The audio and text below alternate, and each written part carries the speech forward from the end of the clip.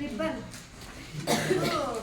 ಇದಕ್ಕೆ ಇದು spirit lamp. ಇದರಲ್ಲಿ ಬೆಂಕಿ ಹಚ್ಚಿ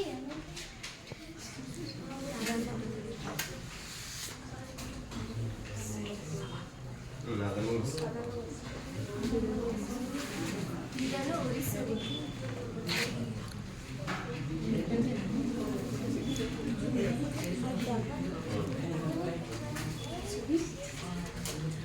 ಮುಂದಿನ ಯಾಕೆ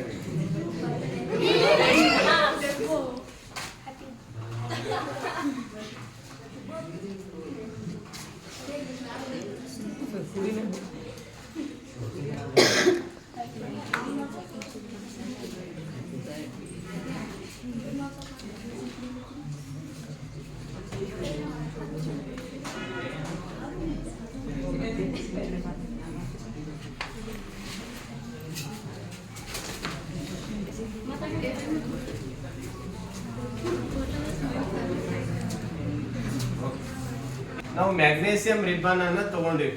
ಇದು ಮ್ಯಾಗ್ನೇಸಿಯಂ ಲೋಹ. ನಾವು ರಾಸಾಯನಿಕ ಸಂಯೋಗ ಕ್ರಿಯೆಯನ್ನು ನೋಡಕತ್ತೀವಿ. ಅಂದ್ರ ಎರಡು ಪ್ರತಿವರ್ತಕಗಳು ಸೇರಿ ಒಂದು ಉತ್ಪನ್ನ ಆಗುತ್ತೆ. ಸೊ ರಾಸಾಯನಿಕ ಸಂಯೋಗ ಕ್ರಿಯೆಯಲ್ಲಿ ಮ್ಯಾಗ್ನೇಸಿಯಂ ರಿಬ್ಬನ್ ತಗೊಂಡು ಇಳಿಕೆಯ ಸಹಾಯದಿಂದ ಹಿಡಿದು ಈ ಗಾಳಿಗೆ ನಾವು ಉರಿಸಿದ್ವಿ. ಆಕ್ಸಿಜನ್ ಜೊತೆ ಉರಿಸಿದಾಗ ಮ್ಯಾಗ್ನೇಸಿಯಂ ಉರಿದು ಏನಾಯ್ತು? ಮ್ಯಾಗ್ನೇಸಿಯಂ ಆಕ್ಸೈಡ್ ಆಯ್ತು. ಸೊ ನಾವು ಇದರಲ್ಲಿ ಪುಡಿ ಬೀಳ್ತದೆ, ಇಲ್ಲಿ ಪುಡಿ ಬಿದ್ದಿದೆ ನೋಡ್ರಿ. ಈ ಪುಡಿ ಏನಪ್ಪಾ ಅಂತಂದ್ರೆ ಅದು ಮ್ಯಾಗ್ನೇಸಿಯಂ ಆಕ್ಸೈಡ್ ನ ಪುಡಿ. ಸೊ ಇದು ರಾಸಾಯನಿಕ ಸಂಯೋಗ ಕ್ರಿಯೆಗೆ ಉದಾಹರಣೆ. Okay, thank you.